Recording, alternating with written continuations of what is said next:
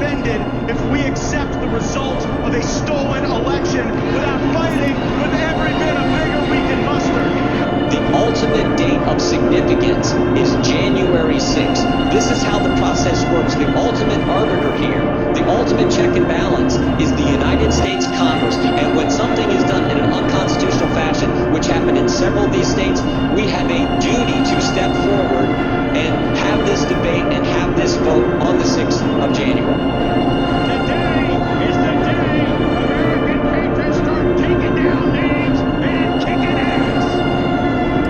Mr. Donahue, on December 27th, you had a 90-minute conversation with the president where he raised false claim after false claim to you, Mr. Rosen. How did you respond to what you called a cold stream of allegations? The December 27th conversation was an escalation of conversations as the AG indicated that a lot of communications had preceded that need for residents and insurers became urgent, to step up and do their job. And he had this arsenal of allegations that he wanted to rely on. And so I felt in that conversation that was incumbent on me to make it very clear to the president what our investigations had revealed. And that we had concluded, based on actual investigations, actual witness interviews, actual reviews of documents, that these allegations simply had no merit. I wanted to try to cut through the noise, because it was clear to us that there were a lot of people whispering in his ear, feeding him these conspiracy theories and allegations. And I felt that being very blunt in that conversation might help make it clear to the president these allegations were simply not true. So as he went through them, and what for me was a 90-minute conversation or so, at the AG was a 2-hour conversation.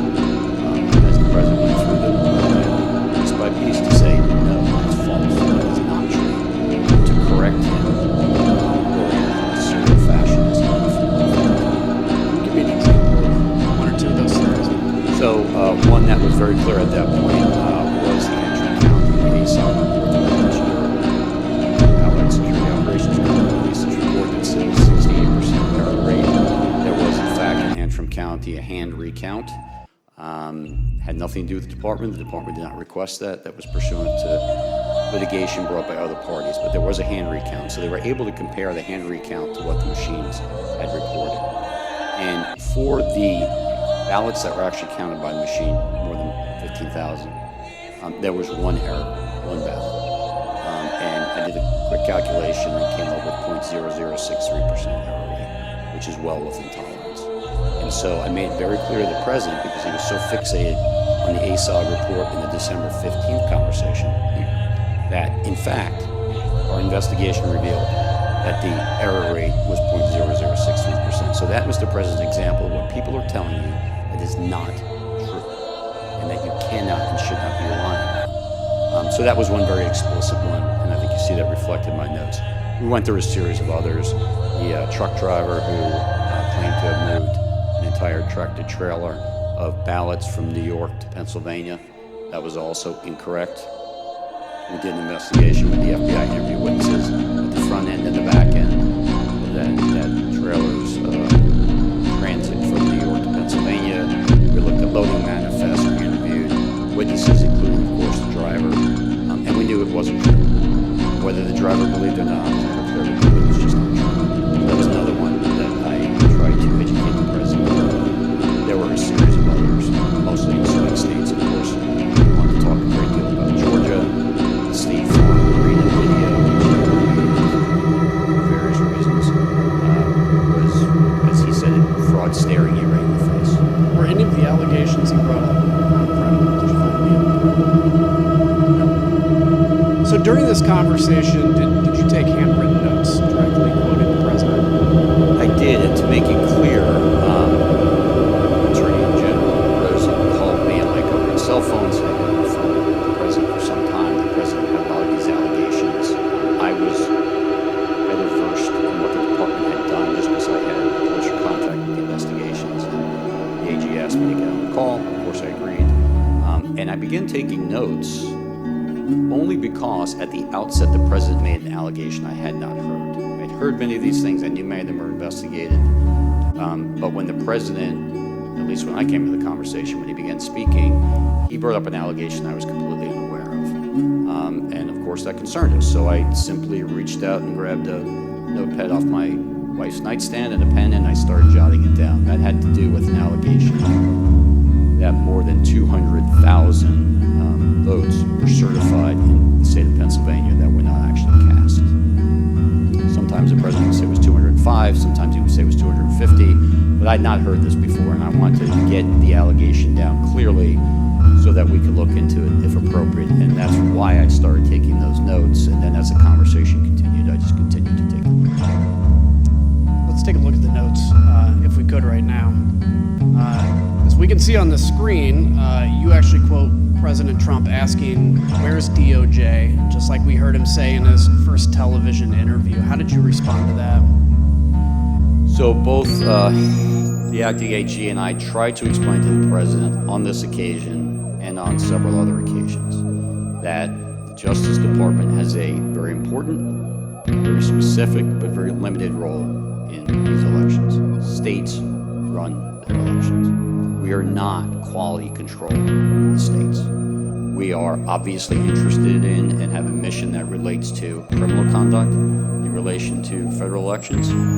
We also have related civil rights responsibilities, so we do have an important role. But the bottom line was, if a state ran their election in such a way that it was defective, that is to the state or Congress to correct. It is not for the Justice Department to step in. And I certainly understood the president as a layman not understanding why the Justice Department didn't have at least a civil role to step in and bring suit on behalf of the American people. We tried to explain that to him. The American people do not constitute a client for the United States Justice Department. The one and only client of the United States Justice Department is the United States government. The United States government does not have standing, as we were repeatedly told by our internal teams, OLC, led by Steve Engel, as well as the Office of Solicitor General, researched it and gave us thorough, clear opinions, and we simply did not have standing. We tried to explain that to the president. Let's take a look at another one of your notes. You also noted that Mr. Rosen said to Mr. Trump, quote, "DOJ can and won't snap its fingers and change the outcome of the election." How did the president respond to this? He responded very quickly and said, essentially, "That's not what I'm asking you to do. What I'm just asking you to do is just say it was corrupt and leave the rest to me." So let's now put up the notes quote the president. As we're speaking to that, he said, the president said, "Just say the election was corrupt and leave the rest to me and the Republican congressman." So, Mr. Donahue, that's a direct quote from President Trump, correct? That's the exact quote from the president. The next note shows that even that the president kept pressing. Even though he had been told that there was no evidence of fraud, did the president keep saying that the department was, quote, "obligated to tell people that this was an illegal, corrupt election"? That's also an exact quote from the president, yes. Let me just be clear. Did the department find any evidence to conclude that there was anything illegal or corrupt about the 2020 election? There were isolated instances of fraud. None of them came close to calling into question the outcome of the election in any individual state. And how would you describe the president's demeanor during that call? He was more agitated than he was on December 15th. The president, throughout all of these meetings and telephone conversations, but it didn't necessarily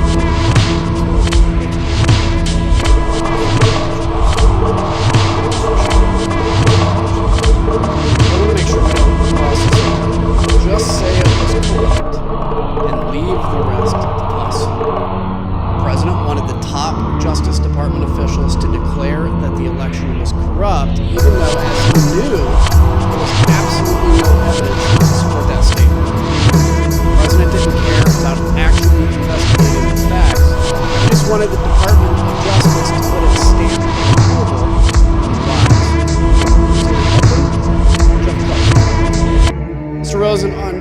Christmas Eve, your first official day as the acting Attorney General, President Trump called you. What did he want to talk about? The same things he was talking about publicly. He wanted to talk about that he thought the election had been stolen or was corrupt, and that there was widespread fraud. I had told him that our reviews had not shown that to be the case. So we had an extended discussion, probably 15 minutes, 20 minutes, something like that, with him urging that the Department of Justice should be doing more with regard to election. Did you mention Jeff Clark's name? Yes. It was just a passing name. But I regard it as a clear reference. I don't know the exact name. It was something about, did I know Jeff Clark, or did I know who he was, or something like that. I told him I did. Then the conversation just moved on. When I hung up, I was quizzical as to, is the president even know Mr. Clark? I was not aware that they had ever met. The president had been involved with any of the issues in the civil division. It's been a surprise when you brought his name up. Yes. So Mr. Clark was the acting head of the Civil Division and head of Environmental and Natural Resources Division of the Department of Justice. Do either of those divisions have any role whatsoever in investigating election frauds? No. To my awareness, Jeff Clark had no prior involvement in any kind with regard to the work that the Department was doing. Attorney General Hart has talked about this. So let's take a minute and explain why the president mentioned Jeff Clark's name to Mr. Rosen here on Christmas Eve. On December 21st, some Republican members of Congress met with President Trump in the White House to talk about overturning the 2020 election. Let's hear Representative Marjorie Taylor Greene talk about how this meeting got set up. I was the only member at the meeting. I called President Trump on Saturday and said, we've got to have a meeting. There's many of us that feel like this election has been stolen. So on the screen, you'll see that President Trump's Chief of Staff, Mark Meadows, tweeted about that meeting right after it happened. He said, quote, "Several members of Congress just finished a meeting in the Oval Office with President Donald Trump, preparing to fight back against mounting evidence of voter fraud. Stay tuned." On the same day he met with these Republican members of Congress, President Trump called into a conservative political convention, and he used the opportunity to pressure the Department of Justice to investigate his bogus claims. The problem is we need a party that's going to fight, and we have some great congressmen and women that are doing it, and we have some great fighters, but we won this in a landslide. They know it, and we need backing from like the Justice Department, and other people have to finally step up. The Select Committee obtained records from the National Archives that show that Scott Perry was one of the congressmen who joined that meeting. We learned from White House records that you'll now see on the screen that the very next day, Representative Perry returned to the White House. This time he brought a Justice Department official named Jeffrey Clark. Representative Perry provided the following statement to his local TV affiliate. He said, quote, "Throughout the past 4 years, I've worked with Assistant Attorney General Clark on various legislative matters. When President Trump asked if I would make an introduction, I obliged. But why Jeff Clark? Let's hear Mr. Giuliani explain the kind of person that he and the president wanted at the top of justice." I remember ever recommending to anybody that Mr. Clark, meaning Jeffrey Clark at DOJ, be given election-related responsibilities.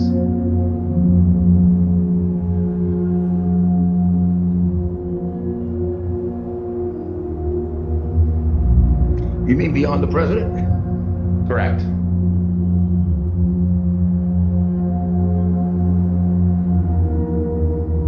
Well, beyond the president, I do recall saying to people that somebody should be put in charge of the Justice Department who isn't frightened of what's going to be done to their reputation.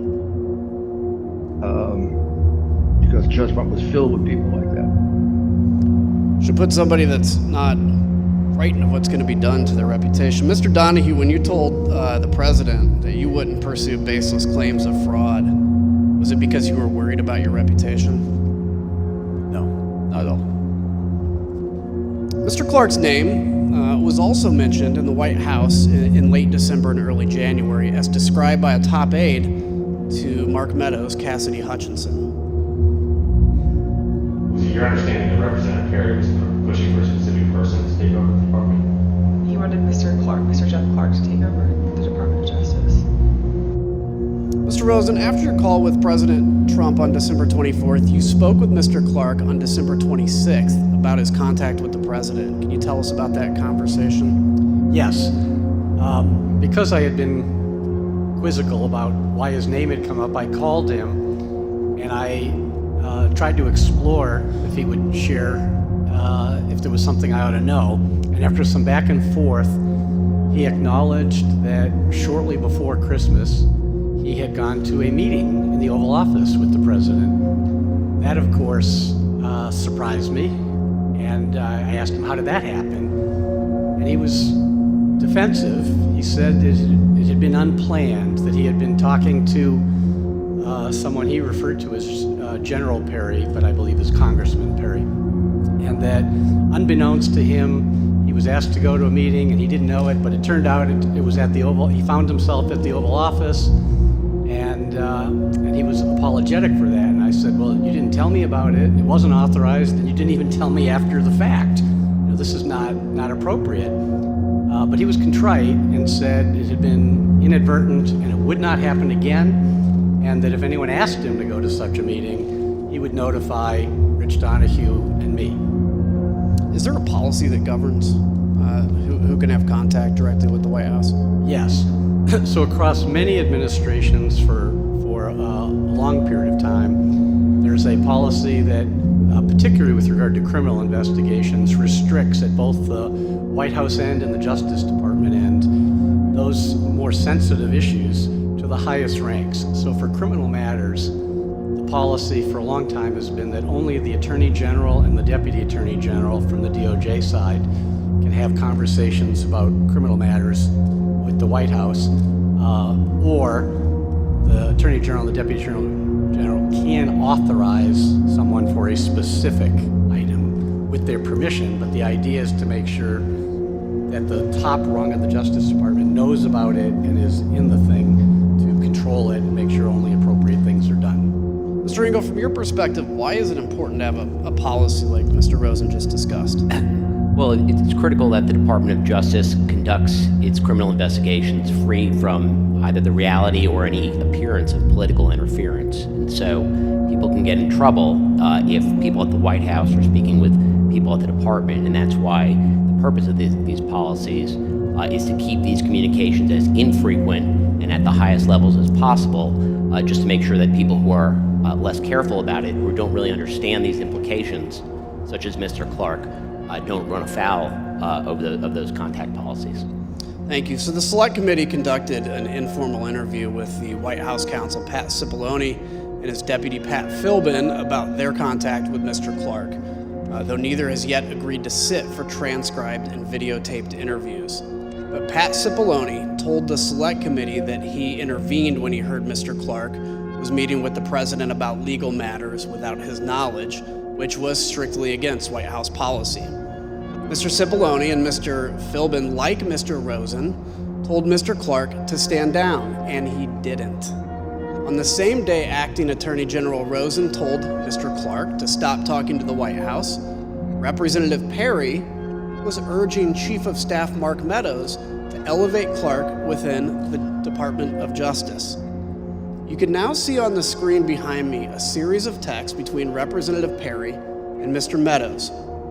They show that Representative Perry requested that Mr. Clark be elevated within the department. Representative Perry tells Mr. Meadows on December 26th that, quote, "Mark, just checking in as time continues to count down. 11 days to January 6th and 25 days to inauguration. We've got to get going." Representative Perry followed up and says, quote, Mark, you should call Jeff. I just got off the phone with him, and he explained to me why the principal deputy won't work, especially with the FBI. They will view it as not having the authority to enforce what needs to be done. Mr. Meadows responds with, I got it. I think I understand. Let me work on the deputy position. Representative Perry then texts, Roger, just sent you something on Signal. Just sent you an updated file. Did you call Jeff Clark? Mr. Donahue, Representative Perry called you the next day on December 27th. Who told him to call you? My understanding is the president did at the outset of the call. Congressman Perry told me that he was calling at the behest of the president. What did he want to talk about?